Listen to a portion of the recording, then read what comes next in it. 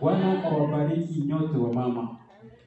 Je rends grâce à Dieu aussi pour la famille de notre frère Bizour et notre sœur Dena.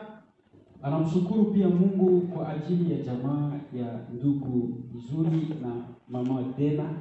Parce que le jour-là, ils nous ont reçus dans leur maison. Que Dieu vous bénisse. Kwa sababu siku hiyo wametupokea nyumbani kwao na Mungu awabariki. Merci également à maman Adeline qui nous a vraiment donné la parole de Dieu le jour-là. Anamshukuru pia mama Adeline ambaye aliwalisha neno la Mungu siku hiyo. Dieu vous bénisse.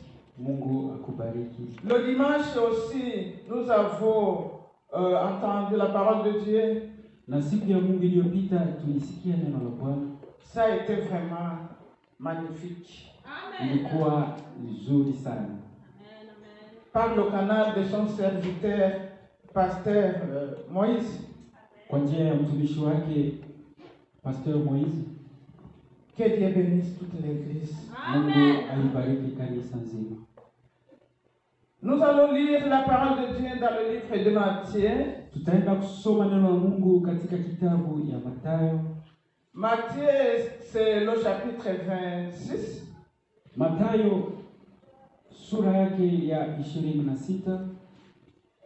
On va commencer au verset 36 à 44. Tutaenda kuanzia ku verse. Avant de faire sa dernière prière, après une réunion, kuna ndugu mbele ya kufanya ombi lake la mwisho kisha mkutano fulani, il a dit par erreur, akasema kwa kukosea, inclinons-nous et fermons nos esprits par la prière. Tujishushe na tufunge roho zetu kwa maombi.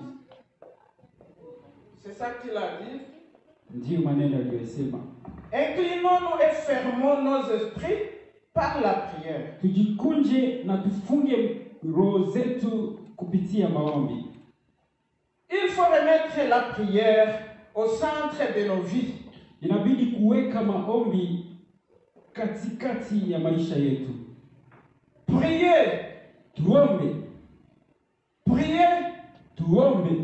Et prier davantage. Na tuombe tena zaidi. Oh, quel privilège. Ni neema gani. Il nous faut prier. Inatubidi kuomba.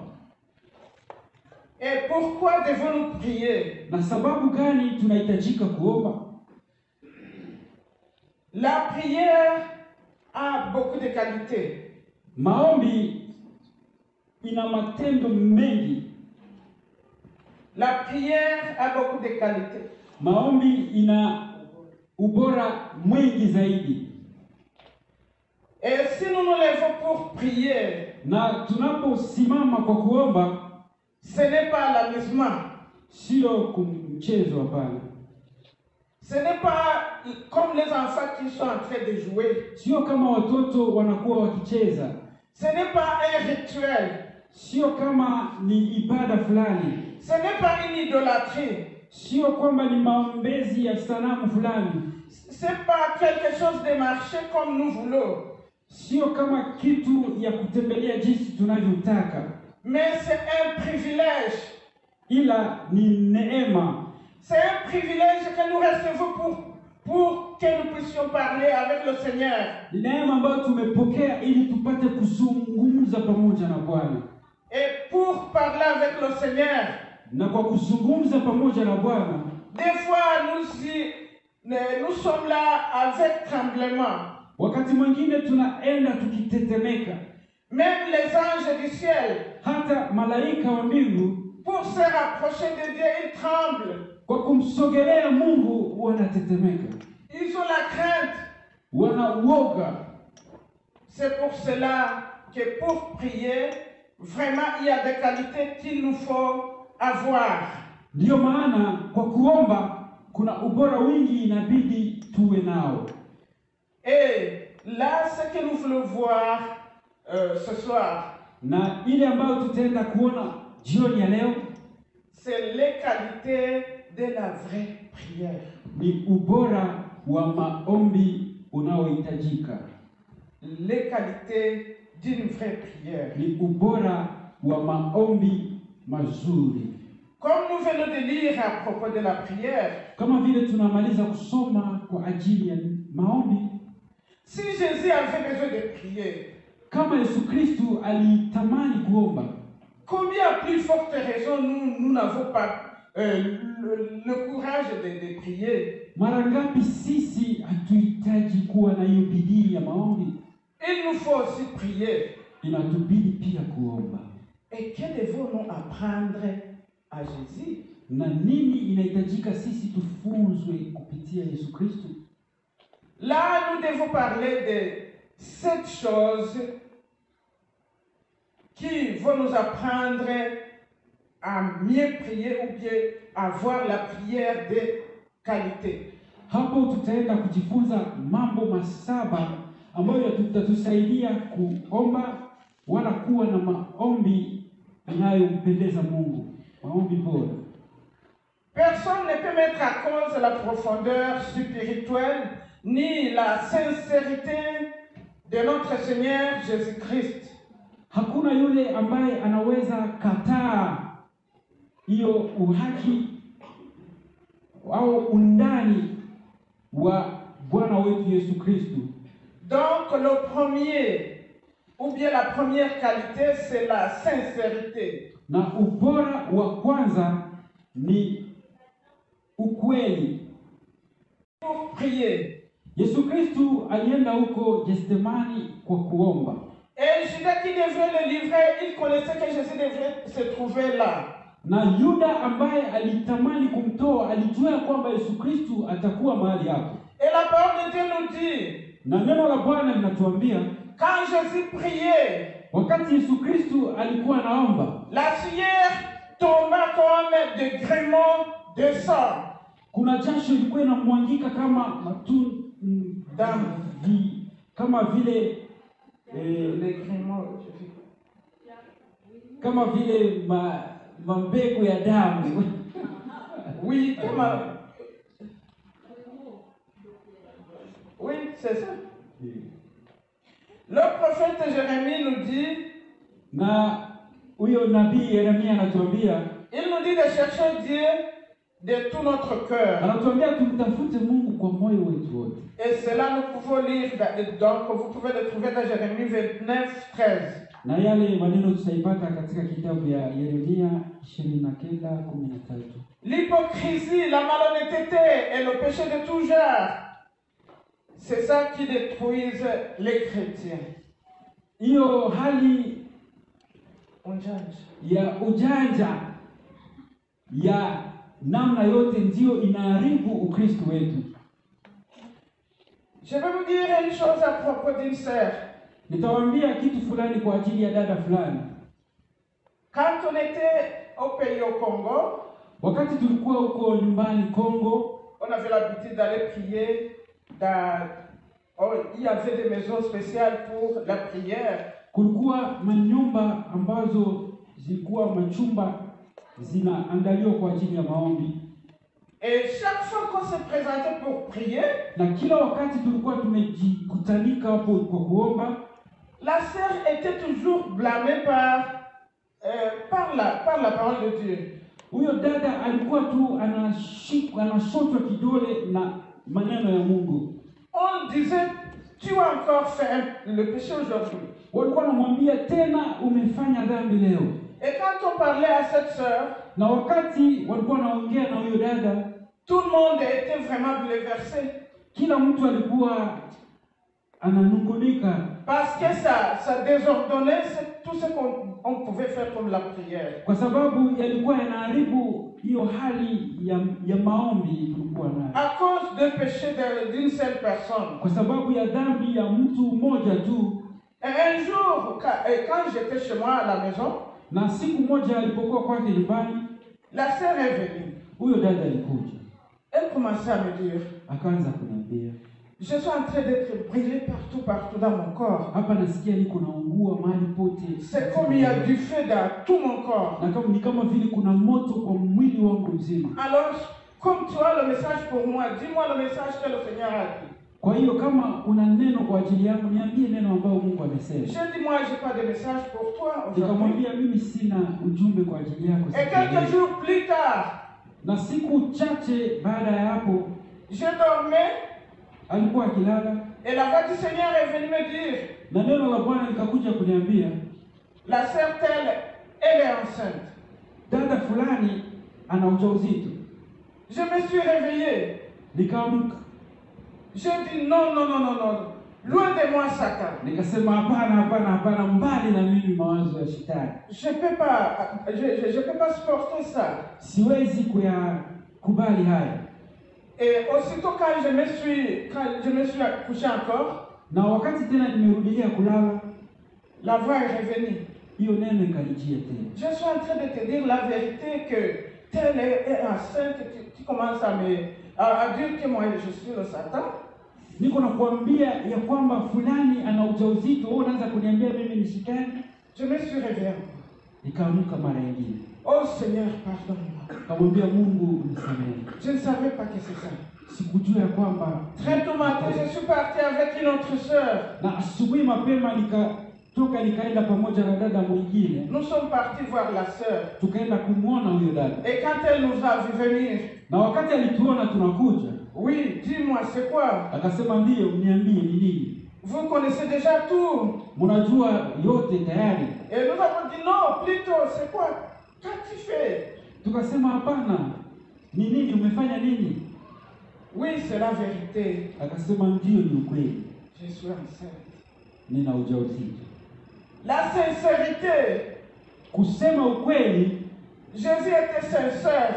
Yesu Kristo alikuwa wa ukweli. Et pour s'approcher de Dieu, na kwa kumsogelea Mungu, nous devons avoir cette qualité de la sincérité. Tunahitajika kuwa na ubora huo wa ukweli ndani mwetu. Et la qualité c'est la ferveur. Na ubora wa pili ni hiyo hali ya kujitolea. La ferveur. Bwana wetu Yesu Kristo aliomba kwa kweli. Et la sueur devient comme des grumeaux de sang. Na jasho ilimwagika kama tone za damu. Et cette sueur est en train de tomber sur terre. Na hiyo jasho ilikuwa ikimwagika katika udongo. Et quand nous lisons dans l'évangile de Luc, na tunaposoma katika kitabu cha Luka 22:44, la parole de Dieu nous dit que Jésus est en train de prier pour la deuxième fois. Neno linatuambia kwamba Yesu alikuwa akiomba kwa mara ya pili. Il priait pour la troisième fois. Akaomba kwa mara ya tatu. Il a prié avec ferveur. Akaomba kwa kujitoa. Et Paul nous dit de combattre ensemble par nos prières. Na Paulo anatuambia tupigane pamoja kupitia maombi yetu. Prier c'est travailler. Maombi ni kutumika. Travailler. Kutumika. Et travailler dur. Tumika kwa bidii. Ce n'est pas seulement travailler, mais c'est travailler dur, c'est ça la prière. Sio tu kutumika lakini kutumika kwa bidii ndio maombi. La prière agissante du juste est une grande efficacité. Maombi inayokuwa na utendaji ya wenye haki ni kitu kikubwa zaidi. Laisse-moi vous dire un petit témoignage. Acha niwaambie ushuhuda mdogo. Alors que j'étais encore une petite fille, wakati alikuwa bado binti mdogo, j'étais en 3e primaire. Alikuwa katika somo la 3 la msingi. C'est à ce moment que le Seigneur a commencé à m'utiliser. Ndio wakati Mungu alianza kumtumia. Et j'ai une grande sœur. Na iko na dada yake mkubwa. Elle aime beaucoup la prière. Anapenda sana maombi. Quand elle veut faire la pâte, elle va prier et faire couler les larmes. Hata wakati anatafuta kufanya ugali, ataomba hata anatoa machozi. Et j'aimais beaucoup quand je voyais la sœur prier. Na alikuwa anapenda sana wakati anamwona dada yake. Et c'est pour cela que j'étais toujours avec elle. Na ndio maana alikuwa kila wakati pamoja na yeye. Alors elle avait une amie. Na hapo huyo dada yake pia alikuwa na rafiki. Ils avaient l'habitude d'aller prier dans une salle de classe. walikuwa na kawaida ya kwenda kuomba katika chumba hapo ya shule. Et comme j'étais petite, je disais quand je vais partir avec elle, elles vont me chasser. Na jinsi alikuwa mdogo, alikuwa anajiambia nikitaka kwenda nao hawataniruhusu, watanifukuza. Je faisais quoi? Je les laissais partir. Nilikuwa nafanya je na waacha wanaenda. Et je restais là quand je voyais un arbre, je me cachais. Na alikuwa akibaki hapo wakati aliona wanakuja wanajificha. Et je regardais la salle qu'elles vont pénétrer. Na alikuwa akiangalia hiyo chumba ndani wataingia ni chumba gani. Quand ils vont entrer alors, wakati wataingia, je vais aller. Naye pia ataenda. Je vais les laisser d'abord fermer les yeux et commencer à prier. Na waacha wanafunga kwanza macho, wanaanza kuomba. Je vais entrer doucement. Naye pia ataingia pole pole. Et je vais aller me tenir dans les bancs de derrière. Na tena jiweka kwa viti vya huko mwisho kabisa. C'est là où je vais me plier, je vais me mettre à genoux pour prier. Na hapo ndio naye atajishusha kwa magoti. Et je vais prier avec une minime voix. Ataomba kwa sauti ndogo kabisa. C'est quand elles vont se terminer qu'elles vont dire, oh, tu es venu? Ni wakati watamaliza kuomba ndio wataona wanamuuliza, na wewe ulikuja? Suivez bien ce que je vais vous dire. Fuatilie vizuri maneno nitawaambia. Un jour, siku moja, alors que je faisais comme d'habitude, alipokuwa akifanya kama kawaida, je suis parti avec elle. Akaenda pamoja nao. Je me suis positionné au bas du derrière. Akaenda kajiweka kwa kiti chake hicho cha mwisho. Elle ne savait pas que j'étais là. Wao hawakujua kama iko. Mais le Seigneur a voulu parler avec ses sœurs. Lakini Mungu alitamani kuzungumza na hao wadada. Et j'ai commencé à parler en langue. Na hapo yeye alianza kuzungumza kwa lugha. J'ai parlé en langue. Akazungumza kwa lugha. J'ai vu les sœurs venir m'entourer. Akaona wadada wanakuja wakamzunguka. Sont venus avec un cahier bic. Wakakuja na kalamu pamoja na kitabu. Et elles ont commencé à écrire. Na wakaanza kuandika. Elles ne faisaient qu'écrire. Wakaanza kuandika. Elles ne faisaient qu'écrire. Walikuwa tu wakiandika. Franchement, je ne savais pas ce qui était arrivé. Kwa kweli yeye alikuwa hajui mambo ambayo yamefika. Je ne peux même pas dire une seule phrase de ce qu'on a dit à ce sœur-là. Hakujua hata neno moja ambayo imetoka kinywani mwake kuambia wale wadada. Ce que j'ai senti seulement en moi, yale tu alisikia ndani mwake, une grande joie, ilikuwa ni furaha ya ajabu, mais aussi une fatigue. Na pia alisikia mchoko au niveau de ma poitrine. Kwa ngambo ya kifua chake. Ce que je vais vous dire, na yale nitamani kuambia, apprenons nos enfants à prier. Tuwafunze watoto wetu kuomba. Et si vous voyez qu'un enfant a un don, na kama unatambua kwamba mtoto ana kipaji, c'est mieux de l'accompagner. Ni vizuri kumsindikiza. La prière ferveur. Maombi ya kujitoa. Troisième point. Jambo la tatu, c'est l'abandon de soi. Ni kujiachilia mwenyewe. Notre Seigneur Jésus souffrait d'une angoisse. Bwana wetu Yesu Kristo alikuwa akiteseka. Il est souffert jusqu'à la mort. Akateseka mpaka kafariki.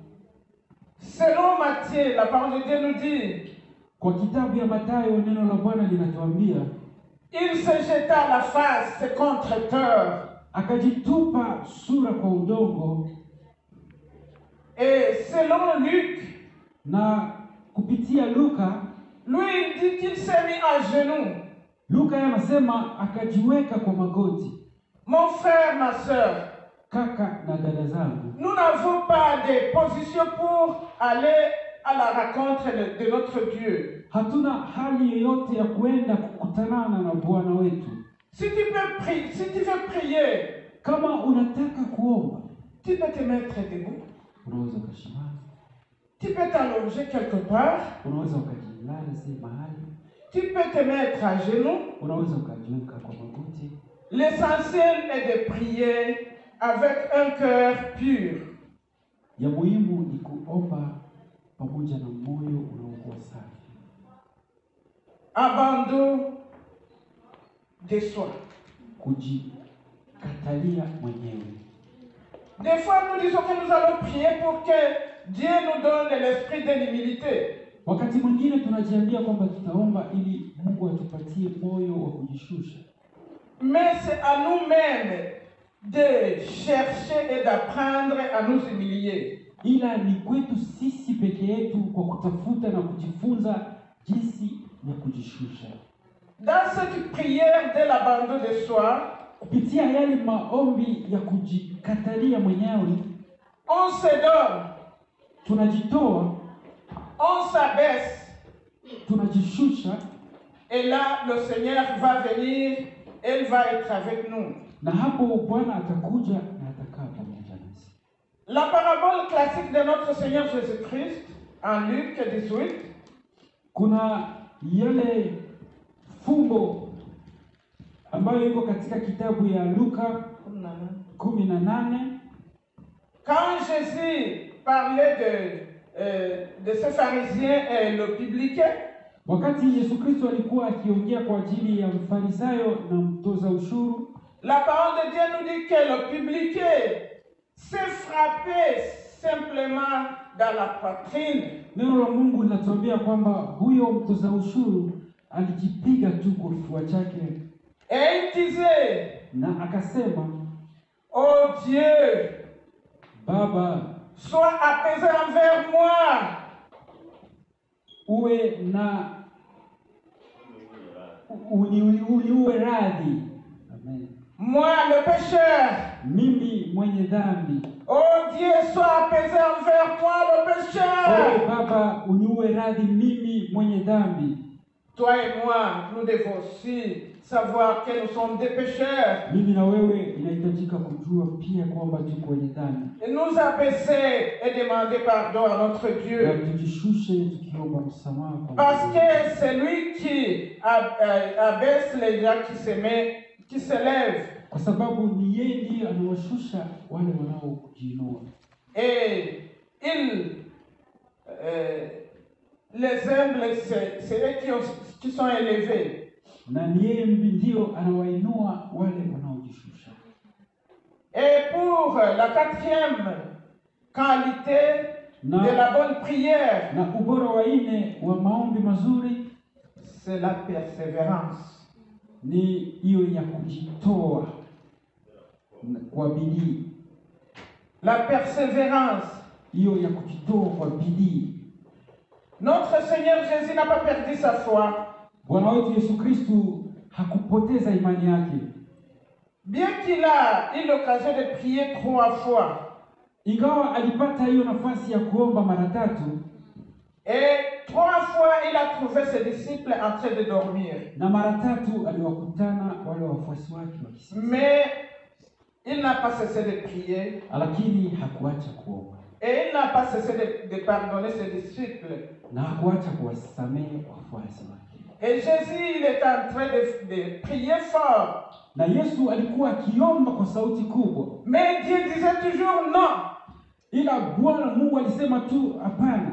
Jésus disait oui et son père disait non. Yesu Kristo alisema ndio na baba yake akasema hapana. La décision de sauver l'homme ne fut pas prise à Golgotha. Na huo uamuzi wa kumtoa huyo mtu au kuokoa mwanadamu au kuchukuliwa hapo Golgotha. Mais à Gethsemane. Lakini ni hapo Gethsemane. C'est là que Dieu a dit non. Ni mahali hapo Mungu alisema hapana. Il a dit non.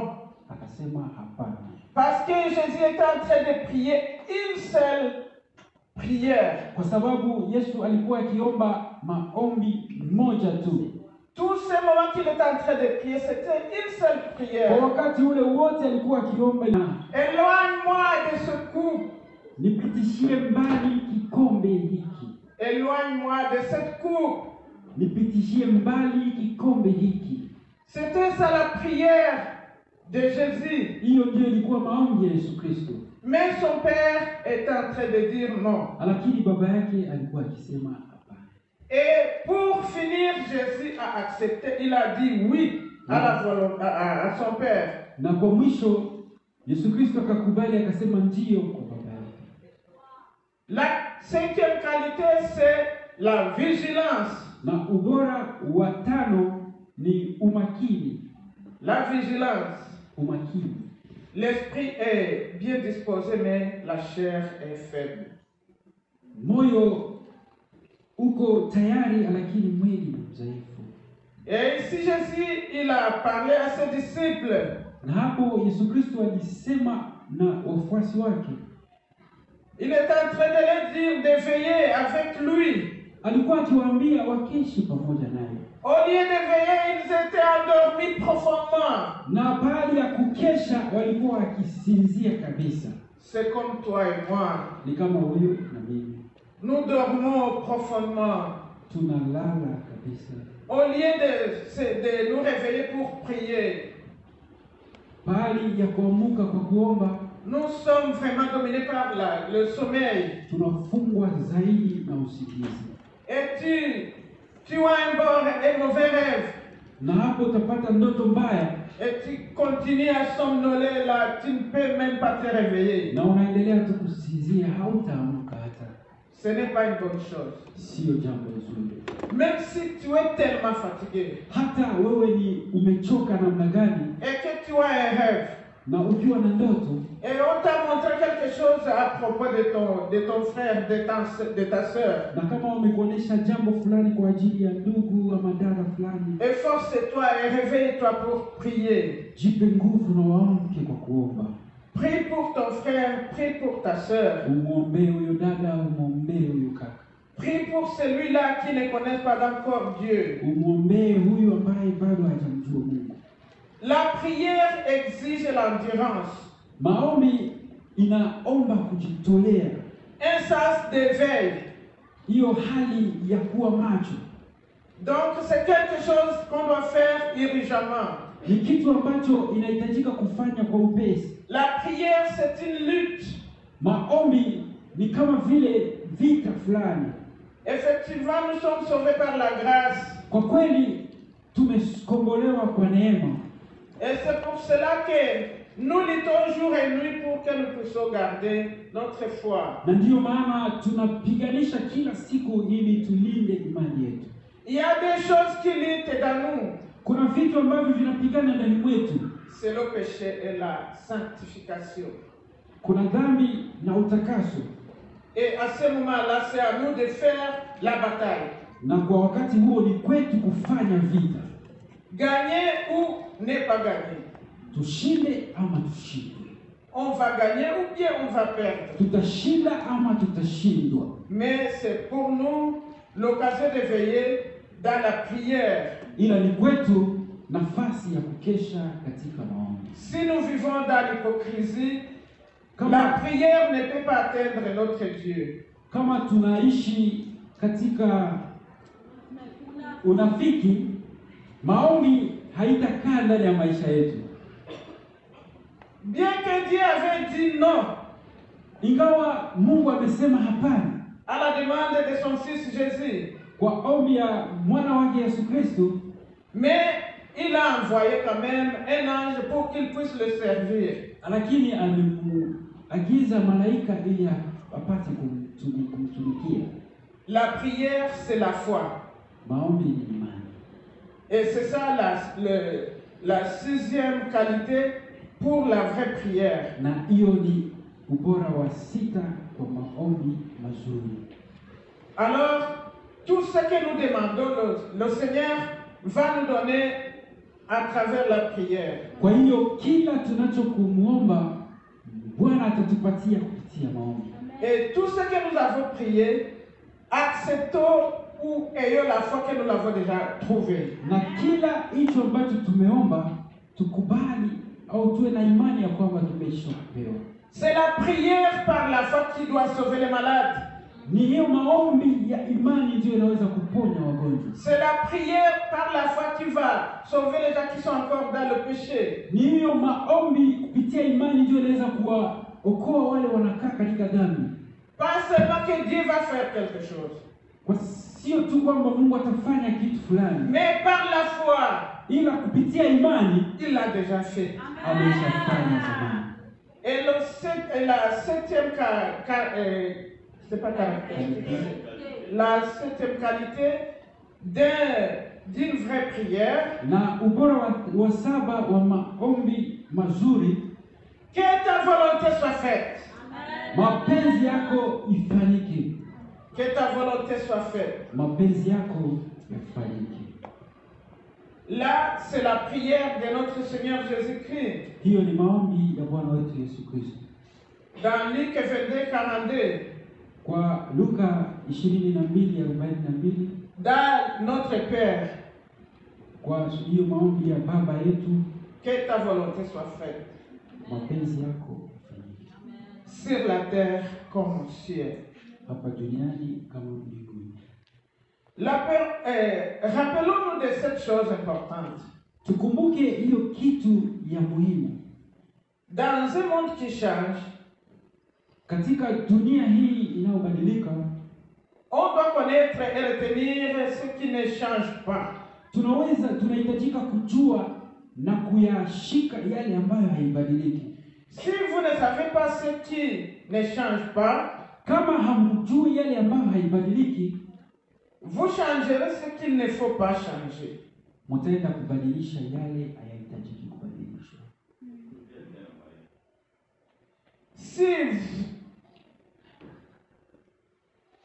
Si vous ne savez pas ce qui n'est pas, ce qui ne change pas, Kama hamjui yale ambayo haiwezi badilika, vous changerez ce qu'il ne faut pas changer. mtaenda kubadilisha yale ambayo hayahitajiki kubadilishwa.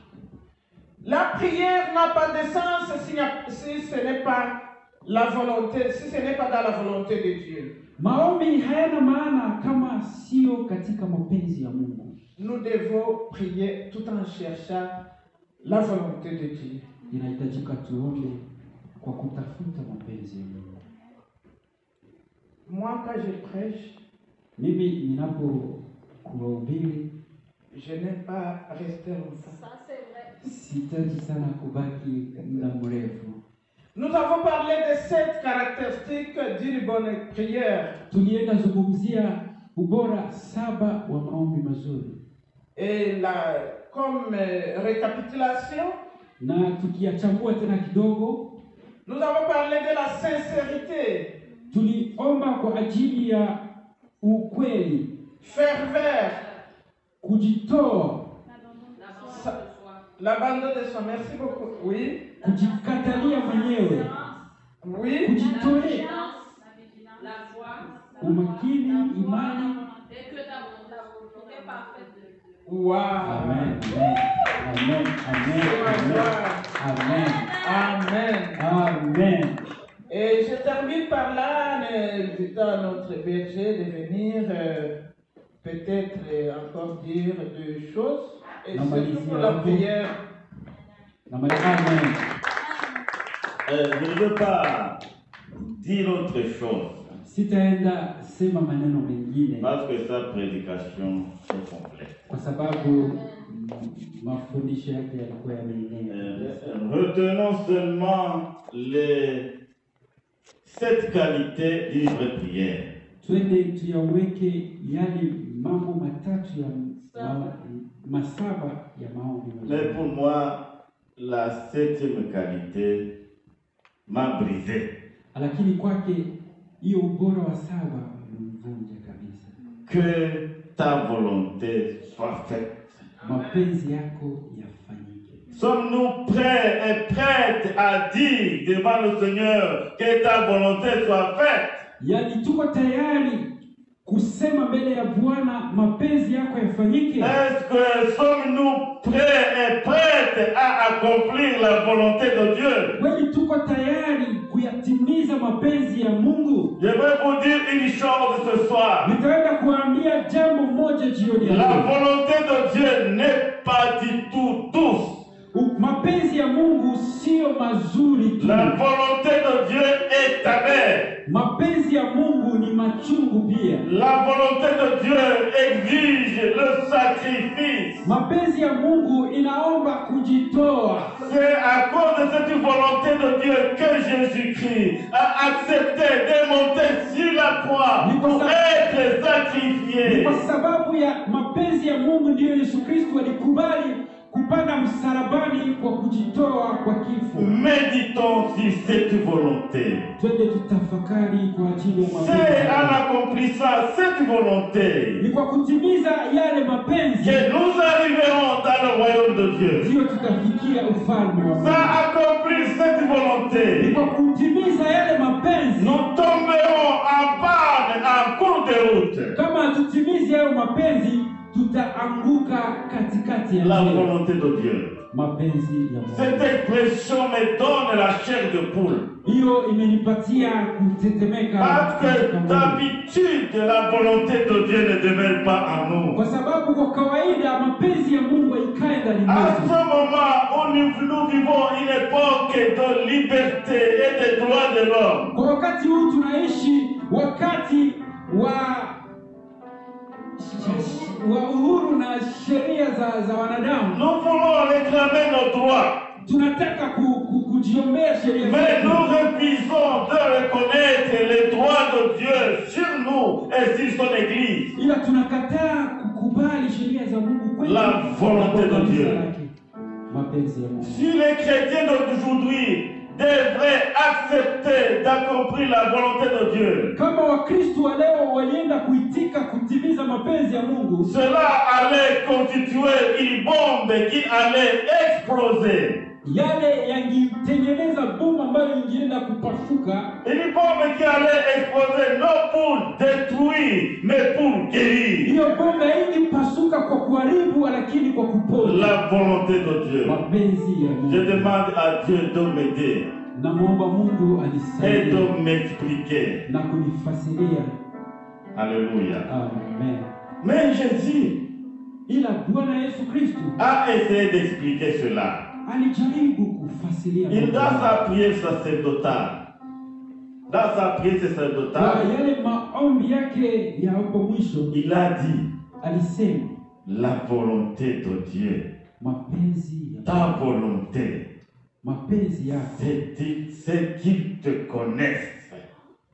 kwa wale wanakujua, Ceux qui te connaissent.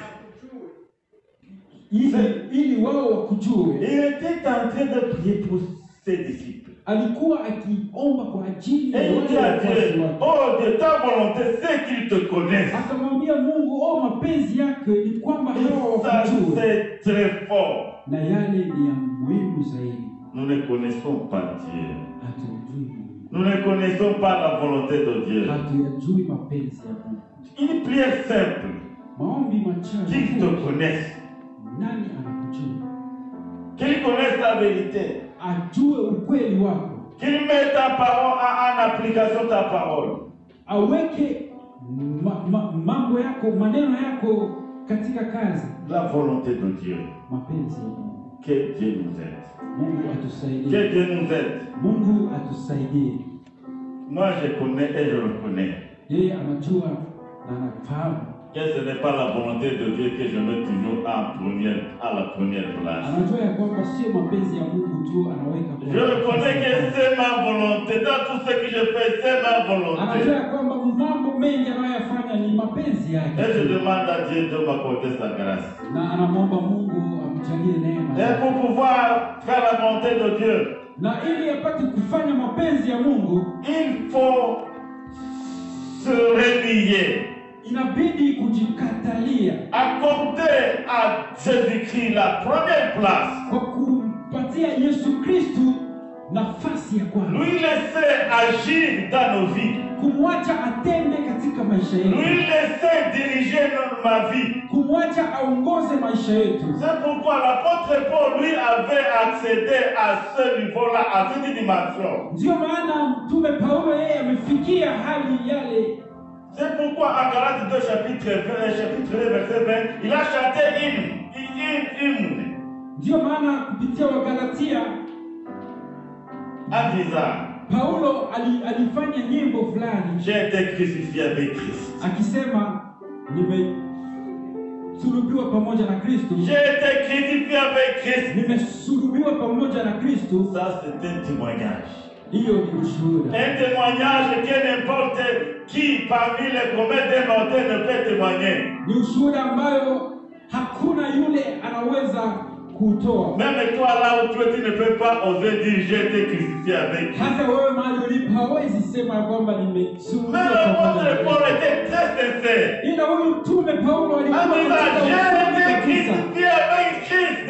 Aliposema nimesulubiwa pamoja na Kristo, C'est ça la vie chrétienne. ndiyo maisha ya Ukristo, Mourir kufa et ressusciter avec Christ. na kufufuka pamoja na Mais Kristo. alors dit j'ai été crucifié avec Christ, mais je vis. Na hapa akasema nimesulubiwa pamoja na Kristo, ila ninaishi, Mais ce n'est plus moi qui vis. ila sio mimi naishi, C'est Christ qui vit.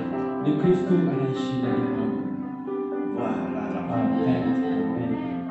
Permettre à Christ de régner dans nos vies. Kuruhusu Yesu Kristo atawale katika maisha yetu, Permettre à Jésus-Christ d'avoir le dernier mot. kumwacha Yesu Kristo awe na neno la mwisho, kwa ndio mapenzi ya Mungu. Bien-aimé, que Dieu. Wandugu wapendwa, Bwana Je ne atusaidie. suis pas un prédicateur. Leo siko mhubiri, Parce que certains commencent à dire, même quand ce pasteur là, il va maintenant nous faire tarder encore à l'église. sababu kuna wengine wanaanza sema hivi tena tunaanza chelewa Moi, kabisa. j'ai été touché par cette dernière qualité. Ila yeye aliguswa na hiyo ubora wa Que mwisho. ta volonté soit faite. Mapenzi yako yafanyike.